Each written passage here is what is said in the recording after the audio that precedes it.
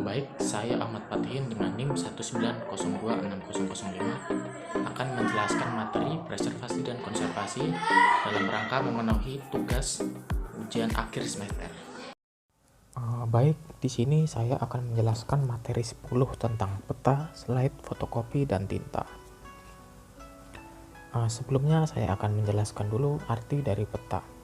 Peta adalah suatu gambaran dari unsur-unsur alam dan atau buatan manusia yang berada di atas maupun di bawah permukaan bumi yang digambarkan pada suatu bidang datar dengan skala tertentu.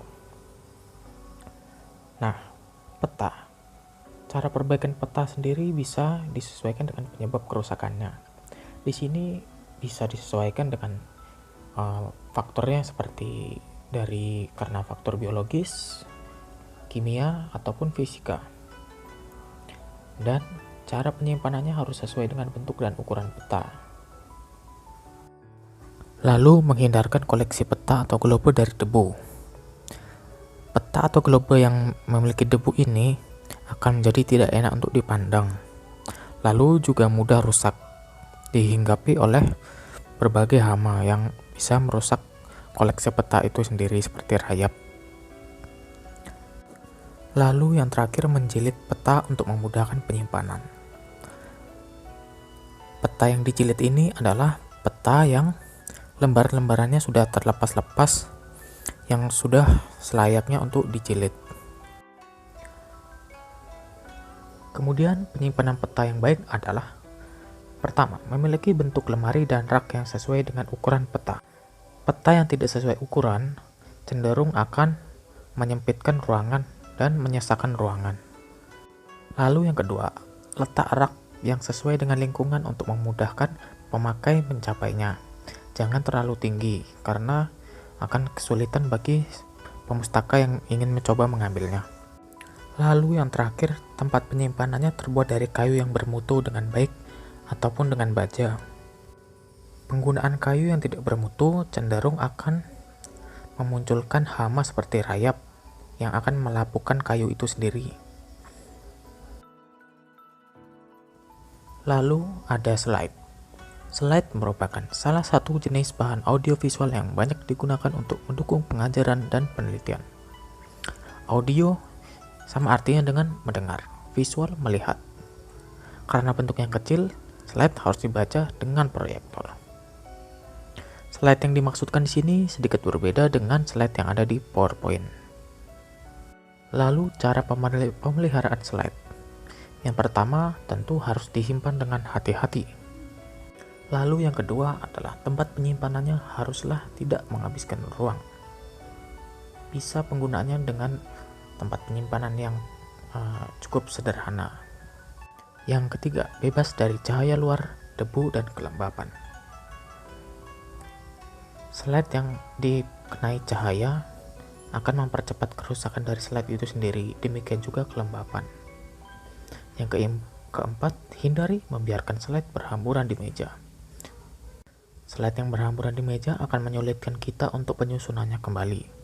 Dan juga perhatikan juga perawatannya untuk proyektornya. Serta pemeliharaan dan perawatan harus dilakukan secara rutin. Dan yang terakhir, kontrol ruangan dan temperatur harus tepat dan selalu terjaga. Slide sendiri memiliki kelebihan, yaitu yang pertama, pembuatannya tidak susah. Yang kedua, mudah dipakai dan dapat digunakan untuk kelompok yang banyak anggotanya maupun perorangan. Yang ketiga, dapat digunakan secara tunggal ataupun kelompok untuk mendukung suatu cerita yang berurutan. Lalu fotokopi. Rawatannya adalah yang pertama, agar suatu fotokopi awet, tentu fotokopiannya yang kita berikan ke orang lain, yang aslinya kita simpan, sehingga ketika hilang atau hal lain yang tidak kita duga, kita masih memiliki yang aslinya. Yang kedua, dengan tersedianya mesin fotokopi memudahkan pengguna mengkopi artikel ataupun fotokopi bahan pustaka yang diperlukan. Lalu yang ketiga, memberikan sedikit keuntungan bagi petugas perpustakaan karena selisih harganya lebih murah. Yang terakhir, koleksi tidak perlu lagi sering-sering dibawa keluar ruangan. Cukup dengan memperlihatkan fotokopian dari koleksi asli tadi. Tinta. Bahan dasar tinta ialah mineral yang berupa garam besi dengan sifat yaitu ferrosulfat dicampur dengan rendaman kulit kayu oak yang menghasilkan tinta berwarna biru kehitaman dan digunakan untuk menulis selama berabad-abad. Macam-macam tintanya adalah ada tinta tulis, tinta cetak, dan ballpoint. Bahaya tinta pada kertas secara kimiawi yaitu meningkatkan keasaman kertas. Lalu bisa juga merusak buku seperti berlubang. Lalu untuk materi 11 yaitu tentang perbaikan bahan pustaka dan restorasi. Cara restorasinya yang pertama bisa dilakukan dengan cara menambal. Adapun cara untuk menambal bahan pustaka adalah yang pertama tentu kita memilih kertas yang sesuai dengan kondisi bahan pustakanya dan juga kertas yang sesuai untuk menambal. Kondisi kertas dan juga bahan pustaka yang tidak sesuai akan mengurangi efisiensi dari penambalan itu sendiri. Lalu yang kedua, bagian tepi lubang atau potongan kertas yang hilang tadi yang hilang dikikis dipertipis dengan menggunakan cutter. Yang ketiga, oleskan perekat dengan hati-hati pada bagian tepi lubang atau bagian terkikis. Yang keempat, letakkan kertas penambal di atas lubang atau bagian kertas yang hilang dengan serat yang disesuaikan. Yang kelima, kertas penambal yang terletak di luar bagian lubang dikikis dengan menggunakan cutter. Untuk metode penyambungan bisa kalian lihat dalam gambar ini.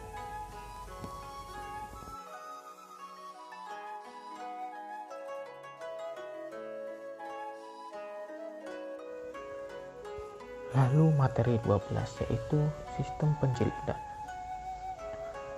Penjilidan merupakan beberapa kegiatan yang dimulai dengan melipat lembaran kertas menjadi katen, menguplit menggabungkan menjadi satu dengan bahan tertentu, dan membuatkan ban atau menyortir sehingga hasil jilidan betul-betul tersusun dengan rapi dan baik. Lalu kebijakan dalam penjilidan ada 5, yaitu pertama dari objek seperti buku, majalah, surat kabar. Yang kedua ada bahan, ketiga peralatan, keempat SDM, dan yang kelima adalah anggaran yang tersedia. Lalu untuk bahan pustaka yang rusak bisa dilakukan dengan 3 cara, yaitu dengan membeli baru ataupun bisa juga dimusnahkan, dan yang akan kita bahas adalah yaitu dijilid ulang. Untuk alur kerja kegiatan proses penjilidan bisa kalian lihat di slide. Lalu fungsi penjilidan. Bahan pustaka yang mengalami kerusakan bisa diantisipasi sedini mungkin agar kerusakannya tidak bertambah parah. Ini merupakan contoh-contoh dari bahan pustaka. Kemudian tujuan penjilidan. Yang pertama, mempertahankan dan melindungi bentuk fisik buku. Yang kedua, mempertahankan dan melindungi kandungan informasi di dalamnya. Dan yang terakhir yaitu memudahkan penggunaan bahan pustaka. Materi ke-13 yaitu cara menjilid buku. Yang pertama bisa dengan kawat, bisa dengan lem, kemudian benang, dan juga kawat spiral.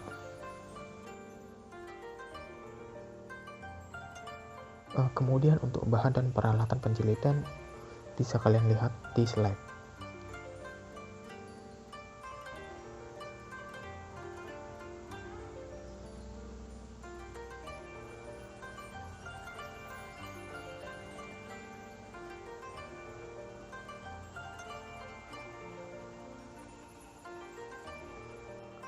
Lalu untuk peralatan penjilidannya diperlukan beberapa peralatan yang berupa alat manual dan juga mesin penjilidan. Ini merupakan peralatan penjilidan yaitu mesin potong. Nah, untuk mesin penjilidannya seperti press buku dan quick print stamping machine atau mesin pencetak huruf polimas. Dan ini adalah berbagai peralatan penunjang penjilidan. Ada gunting dan garis dan masih banyak lagi. Untuk prosedur dan tata cara penjilidan yang pertama bisa melakukan pemotongan bahan yang diperlukan untuk isi buku, membersihkan bahan pustaka yang akan dikerjakan atau dijilid kembali, dan ketiga penentuan metode penjilidan. Lalu untuk tahapan pembuatan cover bisa kalian lihat di slide.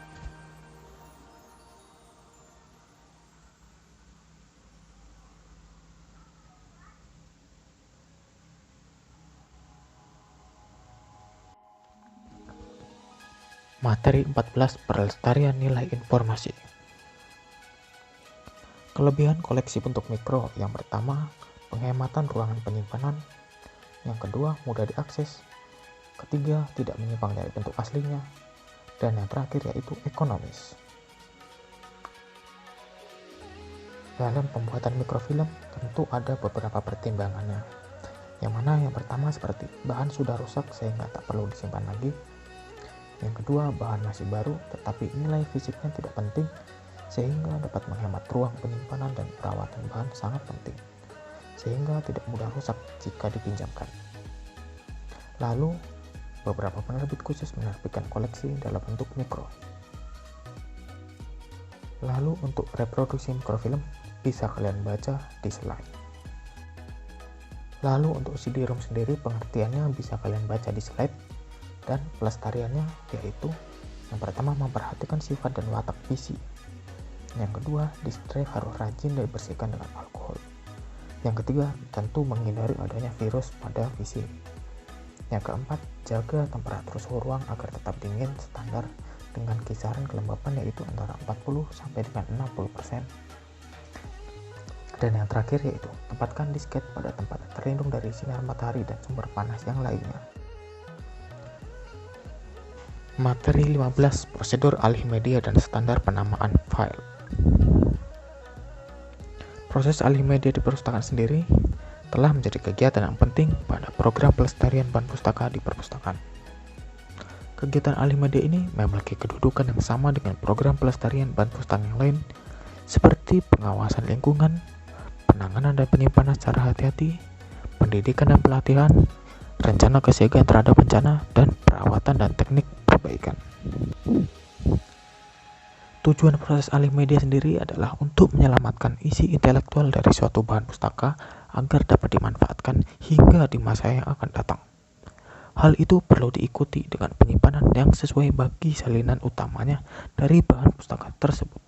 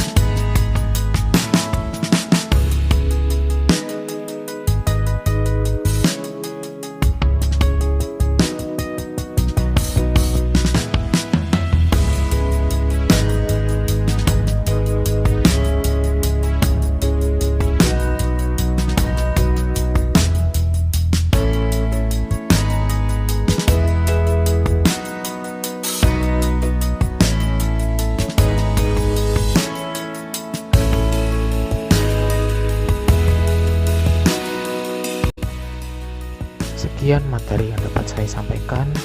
Apabila ada salah dan janggalnya, saya mohon maaf. Sekian dan sampai jumpa.